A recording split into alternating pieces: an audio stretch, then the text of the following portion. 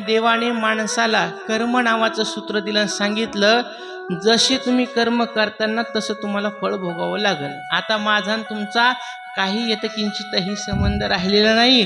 तुला सगळं कळतं, ज्याला मीठ कळतं त्याला जीवन जगायचं कळत असतं, काय चांगलं काय वाईट हे मनुष्याला कळत असतं.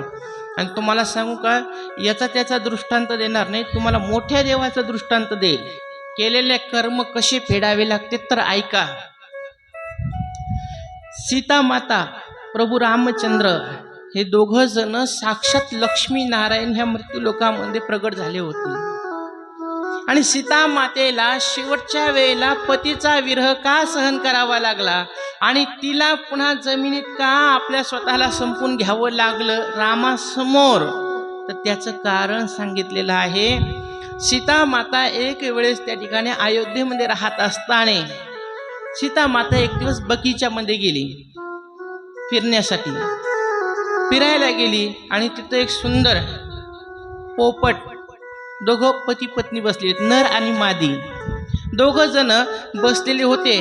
आणि ती जी मादी होती पोपटी, ती स्त्री गर्भवती होती आणि तिचा पती पोपट तिला रामायण सांगू लागला होता. पहा, पशुपक्षाला सुद्धा कळतं की गर्भवती अवस्थेत असताना देवाचं चरित्र ऐकावं. हे पशुपक्षाला कळत, पण आजच्या माणसाला कळत नाही. हे मोठं दुर्दैव आहे. आणि सीता मातेने ह्या दोघांचा संवाद ऐकला आणि सीता मातेला मोठं आश्चर्य वाटलं. सीता माता म्हणली, पशु येऊन असताना हे रामायण सांगतो आणि ही रामायण ऐकते. आणि त्या दोघांचं रामायण ते सुंदर चालू होतं. सीता माता तिथं गेली आणि तिला ते दोन्ही पक्षी खूप आवडले, नर मादी. तिने लगेच दोघाला धरलं आणि म्हणली, आता माझ्या सोबत चला. त्यांना सोबत नेलं आणि घरामध्ये नेऊन सुंदर पिंजरा तयार केला आणि पिंजऱ्यामध्ये दोघाला ठेवलं. त्यावेळेस तो नर रूपाचा जो पोपट होता तो बोलू लागला, सीता माता, तुम्ही आम्हाला ह्या अयोध्येमध्ये घेऊन आला, चांगलं केलं, पण माझी पत्नी त्या ठिकाणी गर्भवती आहे आणि मी तिला रोज रामायण सांगतो, पण आमचं स्थान हा पिंजरा नाहीये. आम्हाला नित्य आकाशात उडणं, चारा आणून आम्ही खाणं, हेच आमचं जीवन आहे.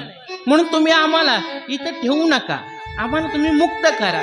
कोण म्हणला? तो पोपट. सीता म्हणली, नाही नाही, तुम्ही खूप सुंदर रामायण सांगता, म्हणून मला ते रोज रामायण ऐकायचं, म्हणून तुम्हाला मी माझ्या घरात पिंजऱ्यामध्ये ठेवलेलं आहे. कोण म्हणली? सीता माता.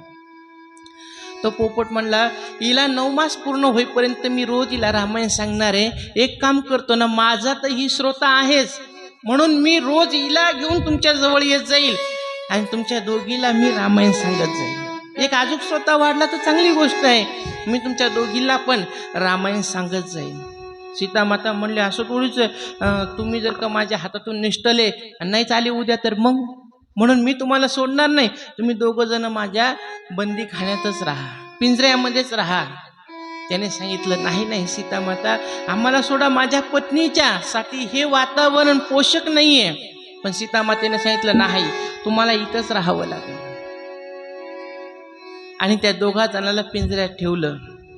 अनेक काळ व्यतीत होत गेला. रोज ते रामायण सांगायचं, सीता माता ऐकायची, ती गर्भिणी पक्षीनं पण ती रामायण ऐकायची. आणि एक दिवस असं झालं, त्या पक्षाला असं विहार करावा असा वाटला आणि त्याला वाटलं आपल्या पत्नीसाठी काहीतरी चांगला चारा, पोषक चारा हिला खाण्यासाठी घेऊन यावा. म्हणून त्याने पिंजऱ्याचा दरवाजा उघडला आणि तितक्यात वेळामध्ये त्याने उडान भरली आणि तो गेला.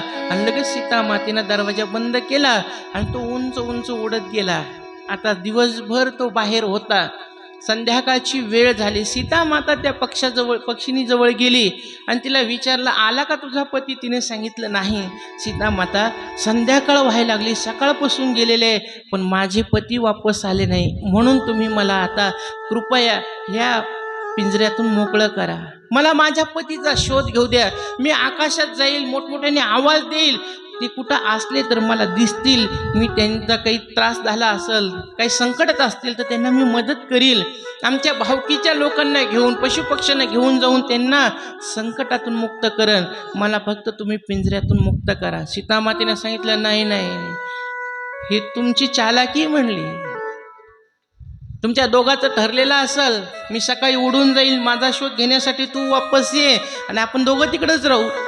तू त्याच्यासोबतच तिकडे राहायला गेली तर मग मला कोण माझ्याजवळ कोण राहील, कोणाचं मी रामायण ऐकणार?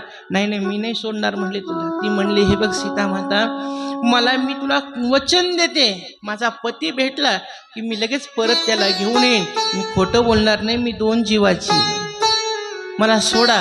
सीता मातेना नाही सोडलं.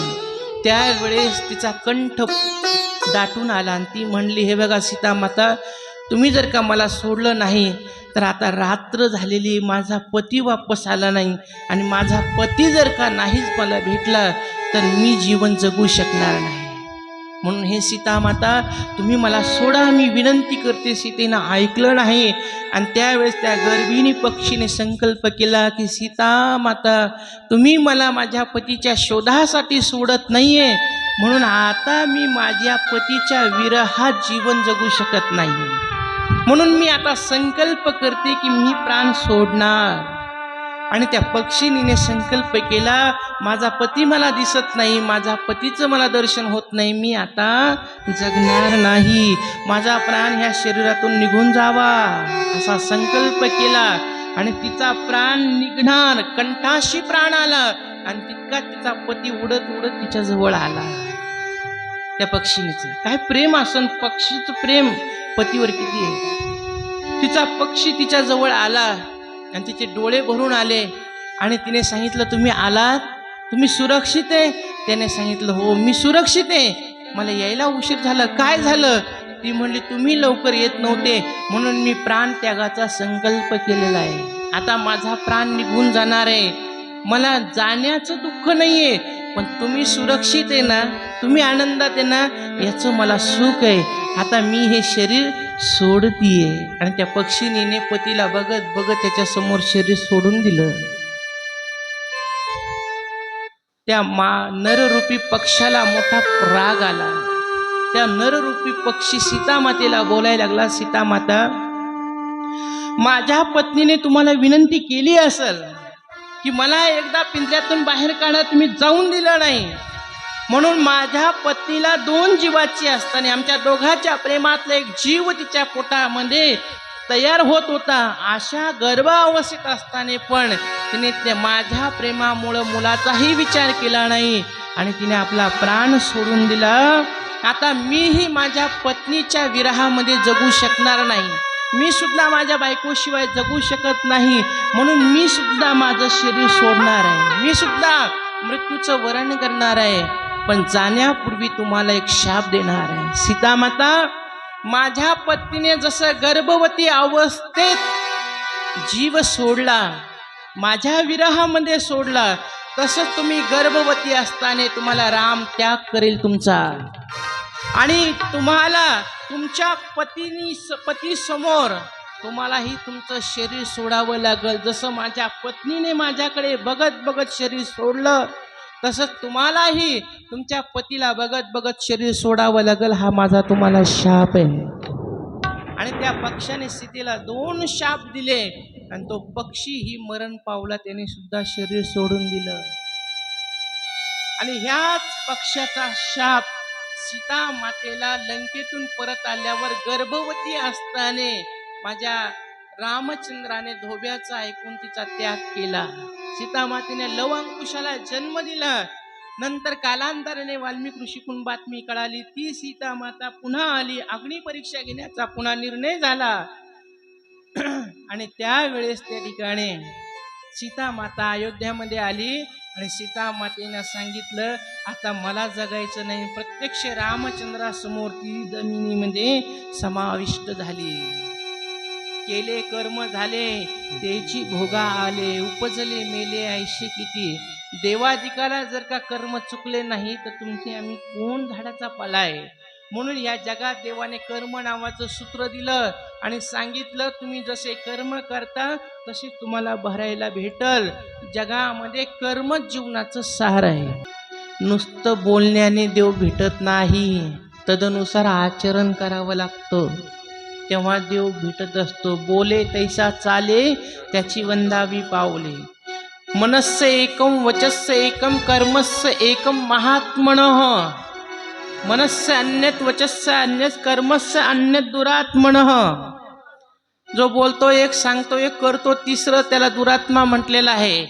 जो बोलतो तेच करतो आणि जे करतो तेच लोकांना सांगतो, त्याचं नाव आहे महात्मा. म्हणून हे सुंदर जग निर्माण केलं, त्याच्यामध्ये तुम्हा आम्हाला सगळ्याला जन्माला घातलं आणि तुम्हा आम्हाला सगळ्याला जीवन जगण्यासाठी एक सूत्र देवाने दिलेलं आहे. त्या सूत्राचं नाव आहे कर्म. काय नाव आहे? कर्म. आणि असे कर्म 3 प्रकारचे. पहिले आहे नित्यकर्म. नित्यकर्मामध्ये सांगितलं, आपण रोज सकाळी उठल्यावर सुंदर असणाऱ्या आपल्या हाताचं दर्शन घ्यावं. कराग्रे वसते लक्ष्मी, करमध्ये सरस्वती, करमूले तू गोविंद, प्रभाते कर दर्शन. समुद्र वसने देवी, पर्वतस्तन मंडले विष्णुपत्नी, नमस्तुभ्यं पादस्पर्शम क्षमस्व मे. पृथ्वीचं दर्शन घ्यावं. नंतर सगळ्या देवतांचं स्मरण करावं. बहिर्दिशेला जाऊन यावं. सुंदर स्नान करावं. स्नान झाल्यावर देवतांचं पूजन करावं. स्वाध्याय करावा. मंदिरात जाऊन दर्शन करावं. आई वडिलांचं दर्शन करावं आणि मग आपल्या कामाला बाहेर पडावं. संध्याकाळी घरी आल्यावर हातपाय तोंड धुवून पहिले देवाचं दर्शन करावं. माता पितांचं दर्शन करावं. भोजन करून परिवारासहित आनंदाने राहावं. याला म्हटलेलं आहे नित्यकर्म. दुसरे आहे निषिद्ध कर्म. ते माणसाने कधीच करू नये. द्यूतंच मासंच मदिरांच वैश्य, मरेगार्थ चोरा परदारा सेवा, एतानी सप्तानी व्यसनानी लोके, घोराती घोरम नरकम नयंती. या काम क्रोध लोभा माझे जीवे जीव होय उभा, तो निरेपुरीची सभा सन्मान पावे. जर का ह्या व्यसनातलं एकही व्यसन माणसाने केलं तर तो यमाचा पाहुणा प्राणी होय असं होत असतं. काही निमित्तिक कर्म सांगितले. देवांच्या जयंत्या साजऱ्या करणं, त्याच्यामध्ये आईवडिलांच्या पुण्यतिथी साजरं करणं, याला निमित्तिक कर्म म्हटलेलं आहे. आणि जे देवाचं दुसरं रूप आहे, सोप्या भाषेत सांगायचं म्हणलं तर माऊलीने सांगितलं सर्वा घटी राम.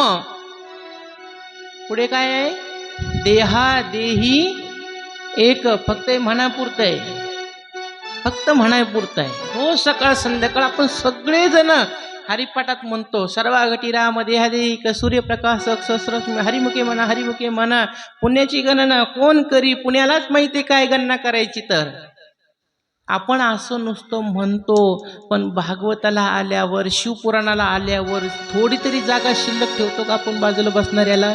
नाही. थोडं जरी त्रास दिला, सरक माग आली मागून बसली माझ्याजवळ येऊन, थोडंसं पण आपण लोकांचा त्रास सहन करत नाही. आणि इकडे तर हरिपाठामध्ये रोज म्हणतो सर्वा घटी राम देहादेही एक, म्हणतो की नाही?